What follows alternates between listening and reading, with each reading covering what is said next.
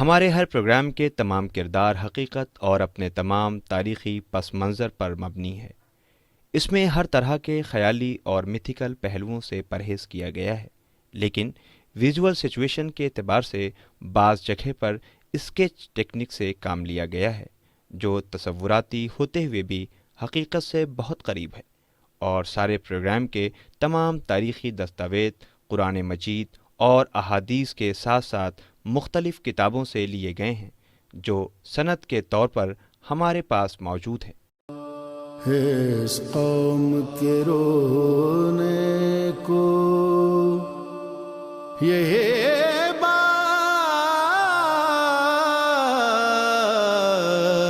بڑی ہے، زہرا بھرے دربار میں حق مانگ رہی ہے۔ اعوذ باللہ من الشیطان الرجیم، بسم اللہ الرحمن الرحیم۔ ناظرین السلام علیکم، میں ہوں سمینہ زیدی، حاضر ہوں لے کر آپ کی خدمت میں صدیقہ کبریٰ بی بی فاطمہ زہرا سلام اللہ علیہا کے خطبوں کے سلسلے میں ہمارا خصوصی پروگرام حضرت زہرا سلام اللہ علیہا اور مطالبہ حق۔ ناظرین، حضرت فاطمہ زہرا سلام اللہ علیہا کا خطبہ ایک سیریز کی صورت میں آپ کے سامنے پیش ہے۔ اس سیریز کا ایک اور حصہ آج آپ کے سامنے حاضر ہے۔ آپ اپنے اس خطبے میں سب سے پہلے حمد پروردگار کرتی ہیں اور ذکر پیغمبر صلی اللہ علیہ وآلہ وسلم کرتی ہیں۔ پھر آپ نے انصار کی طرف متوجہ ہو کر ارشاد فرمایا، جواں مردوں، ملت کے بازوؤں، اسلام کی مدد کرنے والوں، میرے حق میں یہ غفلت، اس درجہ لاپرواہی اور میرے ساتھ انصاف کرنے میں اتنی کوتاہی کا کیا مطلب ہے؟ کیا اللہ کے رسول اور میرے والد بزرگوار نے یہ نہیں فرمایا تھا کہ جن شخصیتوں کی تعظیم کی جائے ان کی اولاد کا احترام بھی ضروری ہے؟ کس تیزی سے تم نے بدعتیں پھیلائی اور کتنی جلدی تمہارے چھپے ارادے سامنے آ گئے۔ حالانکہ تم میرے مقصد میں میری مدد بھی کر سکتے تھے اور میری حاجت کو پورا کرنے کی طاقت بھی رکھتے ہو۔ کیا اب تم یہ بہانہ بناؤ گے کہ محمد تو اس دنیا میں رہے نہیں؟ ہاں، ان کی رحلت دنیا میں ایک عظیم مصیبت ہے۔ اسلام کی عمارت میں وہ دراڑ پڑی ہے جو وقت کے ساتھ چوڑی ہوتی جا رہی ہے۔ بہت بڑا رخنہ، ایسا شقاف جسے کسی طور نہیں بھرا جا سکتا۔ ان کے رخصت ہو جانے سے زمین پر اندھیرا چھا گیا۔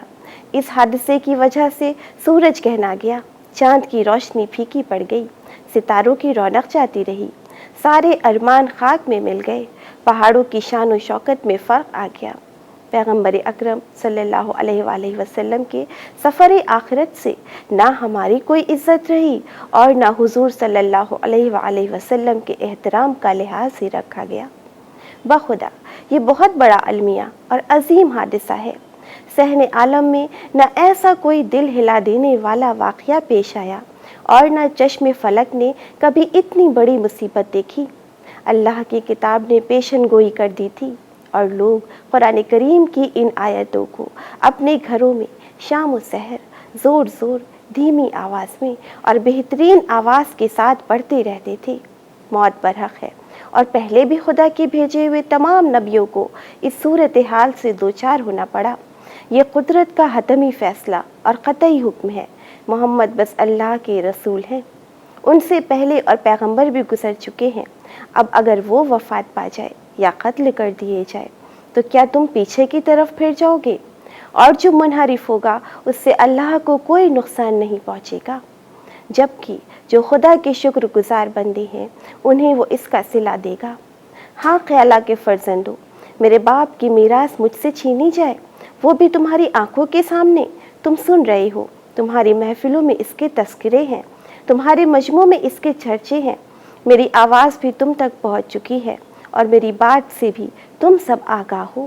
پھر تمہاری تعداد بھی اچھی خاصی ہے، تمہارے پاس رسد بھی ہے، قوت بھی ہے، ہتھیار بھی ہے اور دفاعی سامان بھی ہے، مگر اس کے باوجود میری پکار سنتے ہو اور دم ساتھ لیتے ہو۔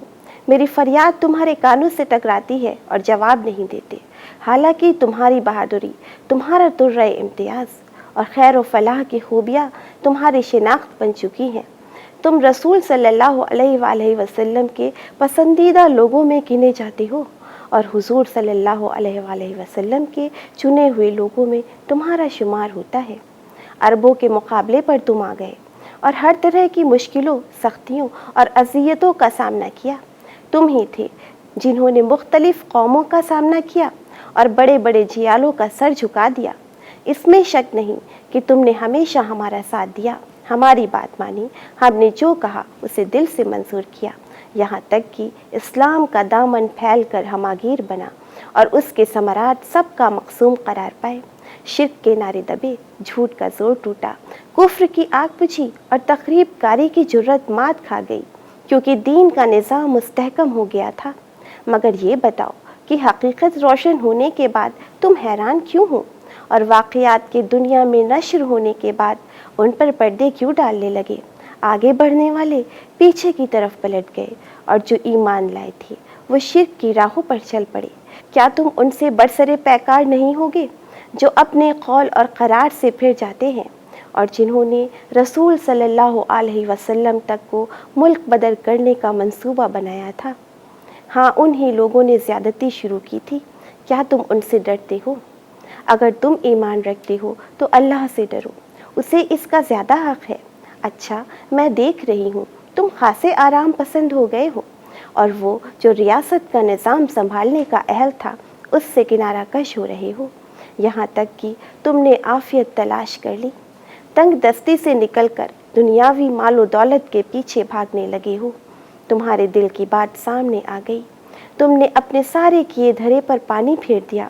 اگر تم اور زمین کے سارے رہنے والے بھی کفر کو اپنا شعار بنا لیں تو اللہ بے نیاز اور قابل ستائش ہے۔ ہاں، مجھے جو کچھ کہنا تھا کہہ چکی، اور یہ ساری باتیں اس علم اور یقین کی بنیاد پر تھیں کہ بے وفائی تمہارے خون میں گردش بن رہی ہے، پیمان شکنی تمہارے ذہن اور فکروں پر چھائی ہوئی ہے، اور اس گفتگو کو درد کا لاوا جانو جو بے اختیار ابل پڑا، یا کلیجے کی آگ تھی جو ایک دم بھڑک اٹھی، تاب و توا جواب دے رہی تھی، رنج و غم حدوں سے گزر چکا تھا۔ پھر سب سے بڑی بات یہ ہے کہ حجت تمام کرنا چاہتی تھی۔ اب تم اقتدار کے اونٹ کو سنبھالو اور اس پر پالان کس لو، مگر خیال رہے کہ اس کی پیٹھ لہو لہان اور پیر زخمی ہے۔ پھر ناجائز قبضے کا داغ کبھی مٹنے والا نہیں، یہاں تک کہ ایک اہم پہلو یہ بھی ہے کہ اس سے خدا کا غضب نازل ہوگا اور ہمیشہ کے لیے برے بن جاؤ گے، اور یہ حالت اللہ کی بھڑکائی ہوئی آگ سے وابستہ ہے جس کی لپک دلوں تک پہنچی ہے۔ تمہارے کرتوت اس قادر مطلق کے سامنے ہے، اور ستم ڈھانے والوں کو جلد ہی معلوم ہو جائے گا کہ ان کا حشر کیا ہوگا۔ سنو، میں اس کی بیٹی ہوں جو تمہیں سخت عذاب کی آمد سے پہلے خبردار کرنے والا ہے۔ بہرحال تم اپنا کام کرتے رہو، ہم اپنے فرائض انجام دیتے رہیں گے، پھر تم بھی انتظار کرو، ہم بھی منتظر ہیں۔ ناظرین، حضرت فاطمہ زہرا سلام اللہ علیہا کے خطبے کے اس حصے میں ہم نے دیکھا کہ آپ نے اپنے کلام میں آیات الہیہ کا بخوبی استعمال کیا ہے، اور جن لوگوں نے دین اسلام کی مخالفت کی اور اسے نقصان پہنچانے کی کوشش کی، ان کو غفلت سے بیدار کرنے کی کوشش کی ہے۔ پیغمبر اکرم صلی اللہ علیہ وآلہ وسلم کی رحلت کو ایک عظیم سانحہ قرار دیا ہے، اور آپ نے اپنا تعارف اس انداز میں کروایا کہ سنو، میں اس کی بیٹی ہوں جو تمہیں سخت عذاب کی آمد سے پہلے خبردار کرنے والا ہے۔ بس ہمیں چاہیے کہ عظمت جناب فاطمہ زہرا سلام اللہ علیہ کو سمجھتے ہوئے دین حق کی صحیح معرفت حاصل کریں۔ اسی کے ساتھ ناظرین، ہمارے پروگرام کا وقت اب ختم ہوتا ہے، اجازت دیجیے، انشاءاللہ پھر ملیں گے، تب تک کے لیے خدا حافظ۔ اس قوم کے رونے کو یہ بات